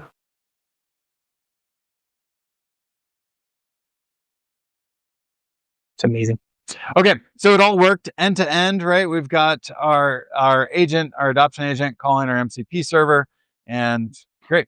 Okay, so that's awesome. But let's say we love this thing. We think it's going to go viral. Oh, yeah. Lots of people are going to be adopting dogs. We need to be really careful about how many tokens we use and be able to monitor it. Observability. So how would we add observability of our token usage? We've already done. We've got on the Spring Boot application here with our assistant here. We added the actuator, which is the Spring observability stack, basically, and we've configured a little bit of for our demo. Don't do this in production. For this demo, we've shown everything in the actuator endpoint. So you can go to localhost 8081/actuator, and you've got a whole bunch of interesting endpoints here. We won't go into all of them, but your health endpoint, your metrics, your loggers, thread dump, all that kind of stuff. But we would care about the metrics. Go here. You got GenAI client token usage, right? And this is you can see how many tokens we've got. The operation name, the model, the which ones are in use, the token types, all that stuff. And this is all powered by Micrometer, which in turn has integrations with every other time series database and graph database, distributed tracing database in in the ecosystem, including Amazon's CloudWatch, right? Yep. So you can So of course you can forward take this. all those metrics and export them to your observability platform. So yeah, so super easy then to add observability on top of this. So enterprise grade, scalable, robust, production worthy AI. That's what we want, right? That's how we get from this idea of like, wouldn't it be nice to actually deploying usable, valuable things for the organization? Yeah. It's a great time to be alive. And it's a great time to be alive. And there's never been a better time to be a Java and Spring developer. And now I have a terrible dog. So that's awesome.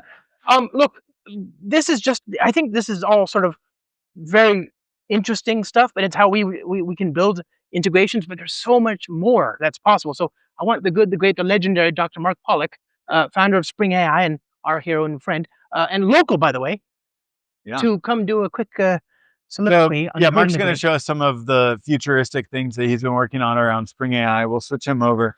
While we're getting Mark set up, was there any questions about Spring AI and how it works and the LLM pieces and anything related to that? Yeah. Who learned something new? By the way, I have a question. Who had fun? Oh, I had fun. Okay, good. What's up? Oh, okay. We'll repeat the question. Josh said, "Did anybody learn something new?"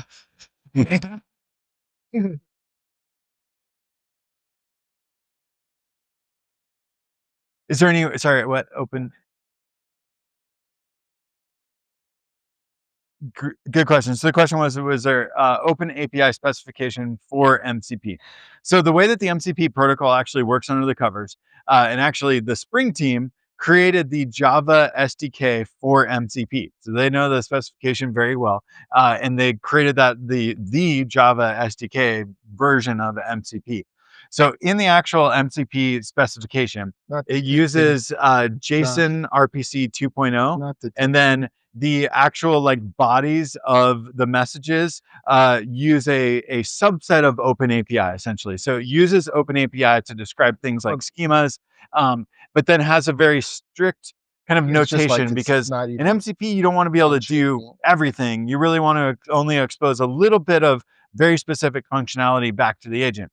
Tool calling is one of the things that's exposed through MCP. There's also something called resources. So your agent may want to go fetch files from an MCP server, so you can use resources for that. Within AI Code Assistance, where you've got an interactive terminal or maybe a chatbot, there's something called prompts. Prompts are essentially just a shortcut from a small word to a larger prompt. And so the way that you see this within AI Code Assistance is you say / and then it will like tab complete, the prompts that are available in the MCP servers. So prompts are another piece. There's a few other features of MCP, but all those have very specific Open API based definitions for how you do them within MCP. So did that answer your question? Yep. Okay. No? Yeah. Is there anything interesting in Spring Boot 4 or is it version mainly or something? Josh, the question was, is there anything interesting in Spring Boot 4?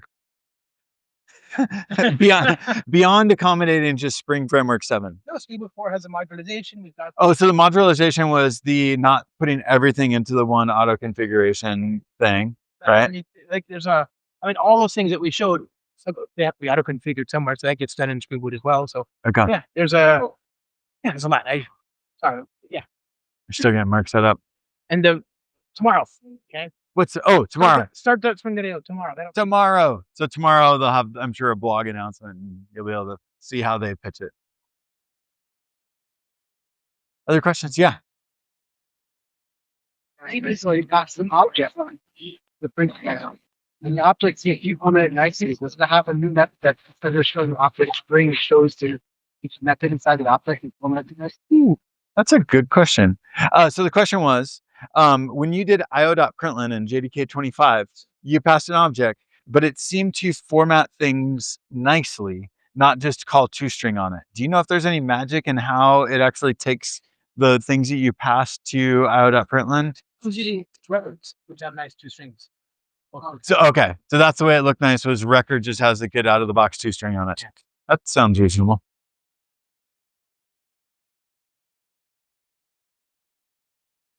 Yeah. It's just like a shortcut to system out println. So no special sauce there. Not like Scala's println actually does a lot of additional things on top of system out println to make things look nice. But yeah.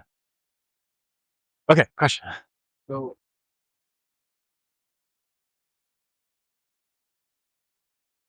Not me, that was them. Yeah. so any thought just about for instance with Java 21 or the lovable 25? Very likely. Java 17 is nice. You can still use it. So Yeah, I don't know. I just work here. You tell me anything. so the question was why did you make people upgrade, or was it when are you going to make people upgrade beyond 17? And there's the update 21 5. Yeah. That actually motivated people to Yeah. I mean, maybe Oracle could pay you all to force people to upgrade by requiring the minimum versions. Yeah. Do you all publish what you expect will happen with future versions of Spring on JDK requirements? For Spring Boot 4, 17 is the JVM baseline. For GraalVM 25 is the baseline. You have to be using GraalVM. But then any expectation on like how those required JDK versions will change over time? Spring Major generation. So like Spring 8, I guess. But you didn't change it for 7, right? So you didn't bump it to 7. Okay. Yeah. Come. Okay. Other questions while they're still getting set up?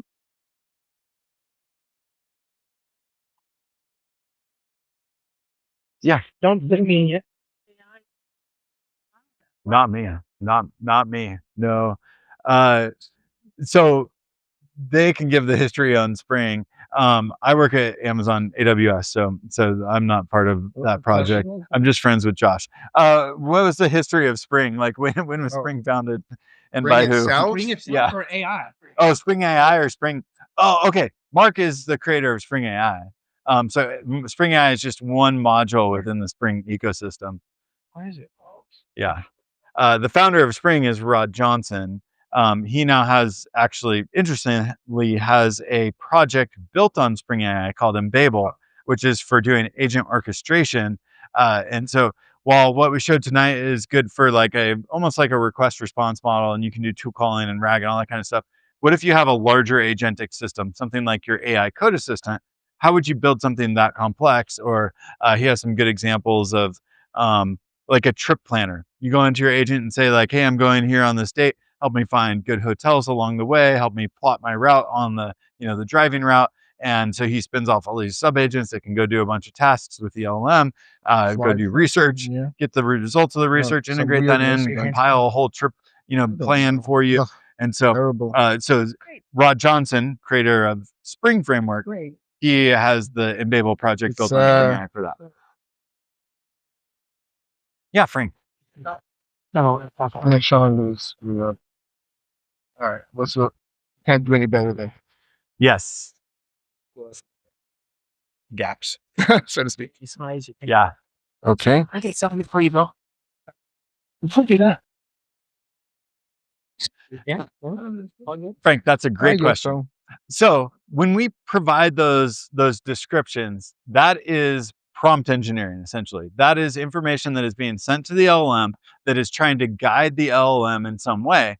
And so that is engineering. The words that go into that prompt are engineering and do need to be engineered. But the challenge is, as engineers, we usually have some ways to validate that, we've gotten to what we expect, the result that we expect, whether it's tests or whatever. And so Mark, are you going to talk about evaluations? Like you've got teeny bit, yeah. team. Okay. So Mark will talk a little bit about evaluations, but there is kind of an evolving area of evaluating the prompts that we provide, the data that we provide to LLMs, and being able to do this across multiple LLMs so that one, we can be sure that just the single LLM that we're working with now works. But then what if we change the tools? What if we change the model? That could completely change things, and we may have to re-engineer our prompts. So this is definitely one of the kind of hottest areas in the space right now is how do we tackle these engineering problems, especially because they're essentially non-deterministic. And as programmers, it becomes really hard to validate something that's non-deterministic. So there's lots of challenges in that space, and I think lots of innovation happening. Part of what Mark will talk about, we'll go into that. One of my favorite things to innovate on is selfies. So can we get a big selfie before we get into this final act here? Okay, everybody pretend like you're happy. Just okay, everybody. All right. Oh wait, well this isn't. Oh god. Go press like G-zip minus 9. Come on, let's do this thing. Ready, steady, say, Spring AI.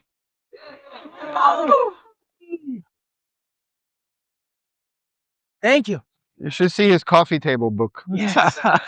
No, so you know why I take these photos, right? I'm gonna show this photo to my daughter, and I'm gonna say, "See, they listen to me." That will not take them. Nope. Never has, but I'll keep trying. Yeah, so I'm going to deliver what my son likes to call at the dinner table AI slop. So I get this crap too at home. So I export it to PDF because somehow my monitor didn't work. So there's some redacted looking things. I don't know, but I'll just try to go through that, and it shouldn't be such a big deal. So this is sort of more forward looking, like kind of what the problems we're thinking of that should become big, I think, next year. So this used to be animated, but 3 years ago, roughly speaking, is when ChatGPT, kind of surfaced. And somewhere along that period, I had my ChatGPT aha moment, like, oh wow, this thing can maybe really do some useful stuff. And that's how I started to create Spring AI. Once I looked how it worked under the covers, like these are just REST API calls, like way easier than connecting to an SAP database, right? It's like 10 fields. How hard is that? But then, things got, evolved, right? Tool calling wasn't there in the beginning. And people kind of realized, oh, that should be there. Even getting JSON out was not that, only 3 years ago. It makes it sound like it's ages ago. But that required finessing and tweaking of the models. And now, you're getting into concepts that the models have reasoning or thinking capabilities, right? They have ability to plan steps, right? And all of this is leading up to, agent behavior, right? And I would just simply say an agent is an AI-driven application that achieves a goal. That's it. Short, simple.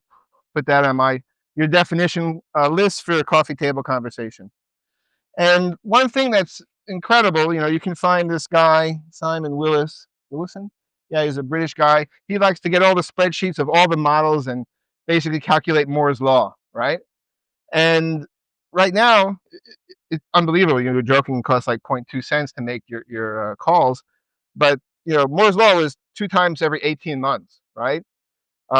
This is 10 times every 12 months the cost is going down. And what's more impressive is not just that it got faster, it got smarter, right? So it's not like I can talk about, load a bigger spreadsheet, right, to use an antiquated analogy. But now it can reason about this spreadsheet, right? And I call it not Moore's law, but redacted the smarty pants law. So my big moment, who recognizes this little guy? Yeah, it's not Space Invaders, it's close. This is the little caricature for Claude CLI, right? The interactive coding tool. So this year I had the same aha moment with this tool that I did with ChatGPT, say 3 years ago, right? It is literally transformational. Who has tried one of these CLI-based coding tools or something inside? That's a good amount. I don't know if you found it as transformational as I do, but it is, right? I will never type a semicolon again in my life, right? The job has changed, and we have to adapt to it, right? And so part of what I hope, people didn't raise their hand, that you go home, you look for this little guy, snuggle up, and have a little coding session, and just do like a hobby project that you never had time to do before, low risk, and see how it goes. It takes a little time to get used to it, right? But it's a new tool, and just want to let you know the payoff is enormous. So let's look a little bit more closely at this one, right? There are many of them. Claude Code. Mostly people use it as a human in the loop type system. You sit down, little text box. Hi, I'd like to make, a video game. Great. Off it goes. However, I don't know if it was on purpose. I guess it was. There's a headless mode. You can pass in -p, right? And the documentation literally shows this. Git log, get a bunch of them, pipe it into Claude, and say, make my release notes. And out comes a markdown file. Pretty impressive, right? Pretty impressive use of intelligence, right? In a programmatic way. And the general pattern, right? If you think of it from pipes and filters, right? Unix philosophy, you have your context. You want to send it to something that has a little bit of smarts. And then what you should be doing, what we were alluding to before, is not just say, gee, that looked great. I just trust it implicitly, but you should validate the output, which is the critical step. I think no one really puts enough effort into, right? Even, big CEOs who make presentations about their models, fail to fact check, like at Google when they talked about an astronomical image being from the Hubble Space Telescope. In fact, it was from James Webb. And some guy called them out in the audience, some amateur astronomer, who recognized it. They didn't even fact check it. So think about that. A Google presentation, the biggest stage in the world, and no one bothered to check the one fact that AI had in the entire presentation. There's some bias, right? I think we have to get over it. So we don't want to write apps in shell scripts, right? We want to use real programming languages. And so what you can do is you can shift from that scripting example, right, into a more programmatic way. And you can think of it as wrapping the API. It gets a little fancier, but you can do this. And so you have something now called agent client, right? Chat client was for chat. Agent client is for having an AI system achieve a goal, right? Totally higher level, concept. So you give it the goal. Let's raise code coverage. That's what kind of it meant, to 70%. Set your working directory. And then here, this is the validation. There's a judge framework, right? Or an evaluation framework. And this one, I don't show the implementation, looks at the code that was generated and says, is it good? Is it bad? It's not just a number, right? How it was done. And what's redacted down here is that this was released as the Claude CLI SDK, right? That's how it first came out. So it's like, oh, it's code, it's CLI, wow. And then they realized it's much more broad, much more powerful. And they renamed it, the Claude Agent SDK. It removes CLI, removed the word code, because it is more general purpose, but in this room, a lot of our use cases, around code. And that's kind of what I'm going to stick to because it's what I know. So this is how you can programmatically invoke, this thing, right? This agent that's ready to go. And just like chat client, which was the main class you saw, maybe didn't mention, when these APIs came out, the completion endpoints, right? They're all similar but different. It's much like the world of databases before ODBC. They're all doing the same thing. So chat client was a way to unify that, right? And of course, most people try to adopt OpenAI's API, but Anthropic's is totally different. Gemini's is totally different, right? They're not even in the same, ballpark. So that was a portable interface. That's what Spring is most well known for, right? Portable service abstractions, going back to the beginning.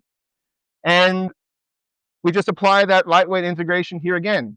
So using the API I just showed you before, you can call any of these agents that exist, right?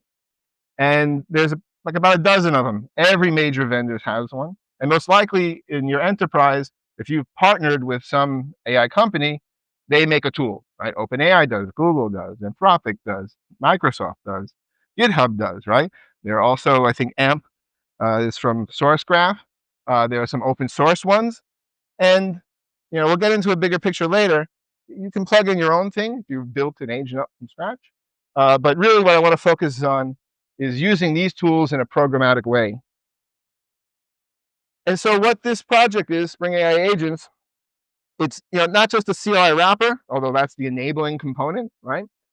It has sort of 5 or 6 areas, right? You have sort of predefined goals or way to specify goal in the API. You saw that. Kind of ties in with planning. How you give it a plan. You let the agent figure out the plan by itself, how to achieve the goal. Tools, tools are a way you bring in your domain or your custom, actions that you'd like to take that are probably unique to your situation.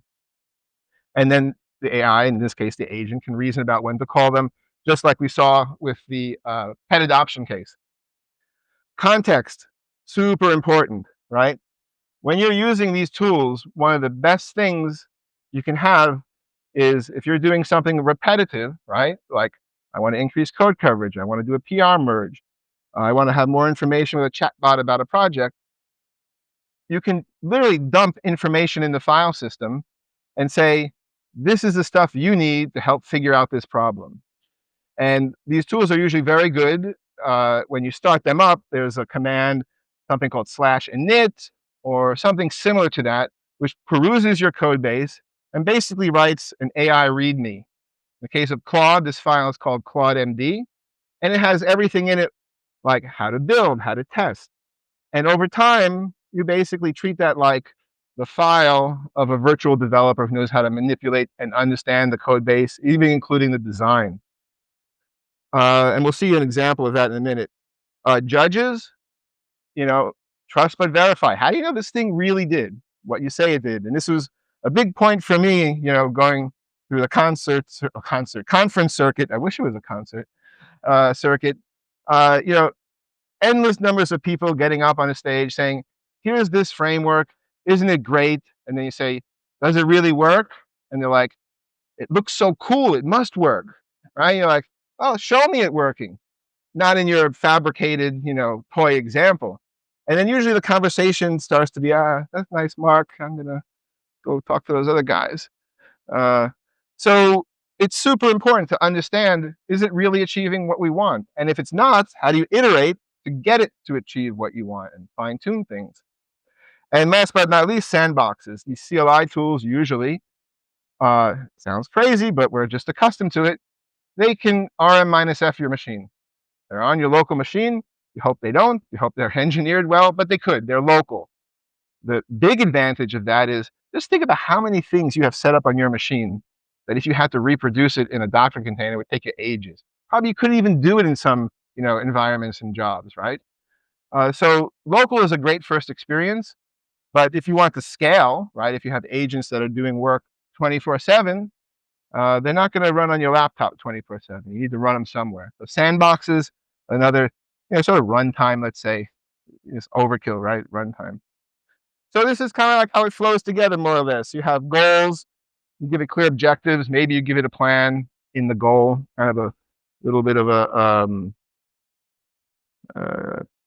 permeable barrier there, I guess, of how much information you give it as a hint of what to do. And then, you put context, right? So for example, suppose I want to, I do this all the time. I'd like to understand some other code base and see how I could write it in Java. That's what I did with the Judge framework.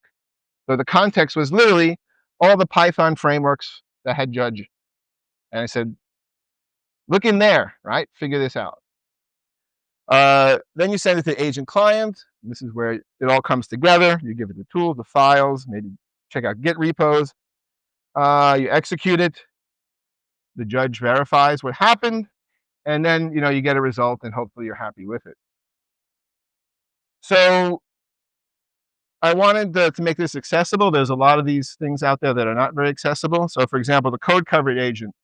I became a fan of JBang. Maybe now at Java 25, JBang is a little bit, like that's the next step up. But basically, it's like NPX, right? You ever wish to have NPX in Java? Well, that's JBang. So there's a catalog and say, I want to run the coverage agent. Where do I want to run it? I want to run on this URL that is a GitHub repo. And, I want to achieve 70% coverage and I want to use the provider Claude amongst all the different providers you have. You can type that and off it'll go, right? Yeah, but getting to this point, how do you know if it works, right? And here it says you can look to benchmarks. We've all heard of benchmarks. Benchmarks are usually quoted around, when Gemini 3 comes out, there's a long list of benchmarks that, AI researchers pay attention to. Some of them kind of, kind of realistic, I guess you might say, right? Some aren't. But there's one SWE bench, right, which is around software engineering, right? That's what we know, right? It's nice that ChatGPT can score 100 on the math SAT, but I don't, thank God, take the math SAT every day. But I do software engineering every day, right? And that's what I want to know. So you look to this benchmark, and in principle, it kind of started off in the right way. They took a very curated set of about 2,000 issues from GitHub for Python projects, because the AI scientists, right, researchers, they know Python. And they asked, take the ones that have a PR that fix the issue, and then they give the AI the issue and say, can you make the PR, right? Basically, can you solve a problem, And it has problems itself, the benchmark, right? And this is kind of surprising because it's very counterintuitive to my experience. So you give this sweet bench verified, that's the name of this benchmark I'm talking about, the 2,000 GitHub issues, and you say solve the issue, and it gets somewhere between 60 to 70%. But then you do a fresh curation, right? And they call it SweetBench Live, meaning they constantly curating these examples, and immediately it drops to 20%. Right? That doesn't make any sense, right?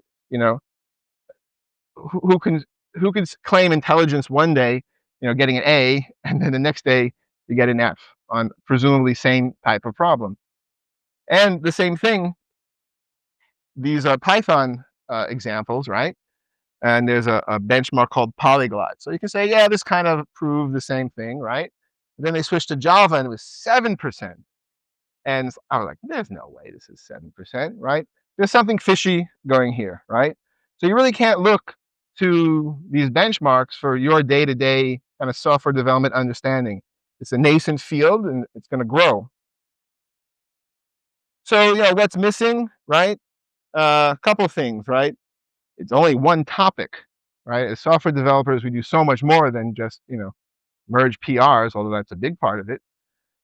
It's obviously Python-centric. We're here at the Java user group. How do I really know it's doing Java as well as Python? I don't care about Python. I care about Java. And what's even stranger is that this is a 10,000-line Python program written about 2 years ago of some sort of agenty framework. And it doesn't even run these modern tools. So it's kind of feels like garbage in, garbage out almost. Basically, the running hypothesis is that AI training data has leaked the answers to this data set into its training, so it kind of memorized the answers. No one's proven this yet. That's just my conspiracy theory, right? Maybe someone will actually do a real paper on it. And if you go to there and try to reproduce it, like I just showed you, could potentially run this agent with code coverage with JBang. It took days for me to get even just one test to run. The Docker image alone is an example of, let's just make 5,000 layers, include the entire Git history of Python projects since the dawn of time. Just a beast to deal with, right? But academics, they got a lot of time on their hands. So you can't improve what you can't measure, right? This is a truism. And so there's a companion project, Spring AI Bench. Just think of this as the JUnit matrix, or the GitHub matrix for running the agent, right? I want to run the same agent, 10 minutes, same agent on different providers, right? I should be able to just go in a loop and do that. I want to test real workflows, right, that we have. I want it to be reproducible. And then what's also important, you might have different coverage standards. You should be able to take the prompt and tweak it and then use it in your own job. So here's an example, 2 agents. One's Claude, Gemini, the code covered agent. And I gave it a good prompt. Of course, the first prompt was make code coverage 70, right? And then it used the Java assert keyword to assert equality and not, assert for J. So you're like, oh yeah, we should use assert for J. And then you start iterating the prompt. You come up with a nice little list of things to do in testing apps. I check out the famous Getting Started REST Service guide from Spring, that kind of a sample app that's been around since the dawn of time. No tests. And Claude, and Gemini both got 70. This was 2.5 Pro or whatever the highest in the 2.5 model was. And so they both got 70, great, but they didn't really follow the same way. And so I asked it to use BDD naming, right, on the method names. And again, this is already an agentic system. It's looping, right? It took 5 minutes to do this, right? And it was great. It knew how to add Jacoco, right, to the POM. It knew how to make a report. It knew how to iterate, right? It worked its little butt off for a while. But it just decided not to do that. Don't know why. Maybe Gemini 3 is so much smarter. Maybe it'll do it. Who knows? So these are the subtleties you see, right? One small example of when you actually run these things. This is sort of an aside. There's a group in Stanford who analyzed all the AI benchmarks and found out there was basically, kind of fail any metrics you'd want to give them. Really kind of a little bit of a dirty laundry here, right? And so they can basically come up with a grade. So it's great to look at to know how to do benchmarks correctly, like someone really thought about it. And so the idea is, right, we're shifting away, right, from chat completion, right? And we had the chat client for that. And now these agent CLIs or your own handcrafted agent, but let's just focus on the agent CLIs now, is really about completing your goals, right? And it's a really dramatic shift, right? Like you can actually sit down and more or less with plain English, have something solve your problem versus learning a framework and bottom up, way of doing stuff. And so other people are thinking about this as well. I'm working with JetBrains. They introduced something recently called the Developer Productivity AI Arena. This is in the Linux Foundation, or it's on its way into the Linux Foundation. So it's a platform for benchmarking agents. And one great thing they did is create realistic coding tasks, right? From small repos to big repos as like the canonical data set, just like the data set we were talking about before. And this was a Spring-focused data set. But there'll be other data sets for, other frameworks in the Java ecosystem as well. So this is out there. I don't have a QR code, but check it out. And last but not least is literally the implementation of the Spring AI agents code base to call these command line tools is calling the Java process exec effectively at the end of the day and marshaling standard in and standard out, standard error, and so on. Yeah, that doesn't feel very engineering, right? So now another acronym to remember, the Agent Client Protocol, right? Think of this as a companion cousin to MCP, right? In fact, same of people under the covers there. You look at the authors and all that kind of stuff.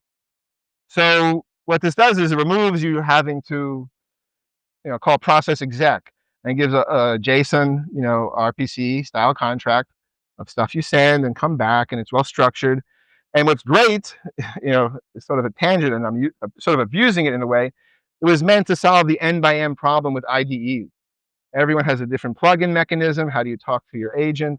So this streamlines that, and next year you'll basically see every IDE and editor on the planet support this protocol. Like the wave is coming, right? And so, here it says, code editors, interactive programs for reviewing editing source code, and coding agents, programs that use generative AI to autonomously modify code. So at the end of the day, an IDE is just code, right? IntelliJ is written in Java, right? So this is just taking a Java program using ACP to call these tools. And for example, Gemini CLI already supports the ACP protocol. So more and more of these CLI tools will support it. And then you have a very simple way to invoke programmatically, the richness of that tool before you even start to get into building your own, right? Just start with what you have, see how well it goes, and maybe that'll be enough for you, right? Maybe you don't need to do more. Or if you do and you need to dig down, then you kind of know where to spend your time wisely. So this is sort of the big picture, right? What Josh and James were showing, they're kind of building everything up, right?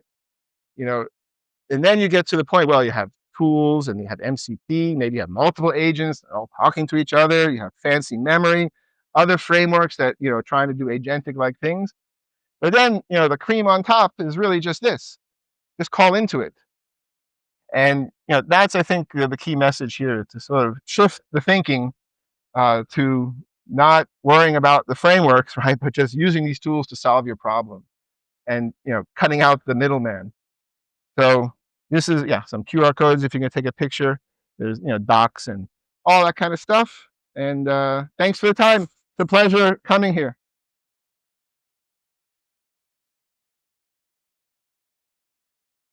Yeah, thanks, Frank. Any questions for Mark?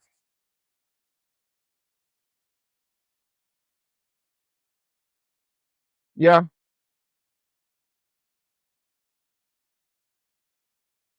Yeah, unit tests or integration tests. In this case, it was, these mock MVC server tests, right?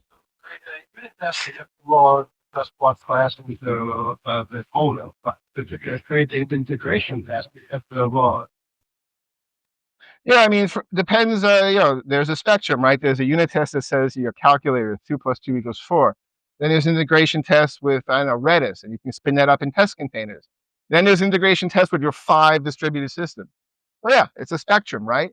But I am pretty sure if you explain it well enough, it will write the appropriate test. I haven't gone that far, and that's the goal, right, of this thing, right, is to have so-called different, arenas, right, different use cases, right? The other big one that is surprising people don't talk about more, I didn't even put it here, I forgot, is issue classification. Like, this is the ultimate machine learning thing, right? Let's classify the tweet as positive or negative. Can you classify this issue for me? And so I did the research. I found the best academic papers there were. It's something called an F1 score. Got like 60% the academic paper with 5 labeled, right?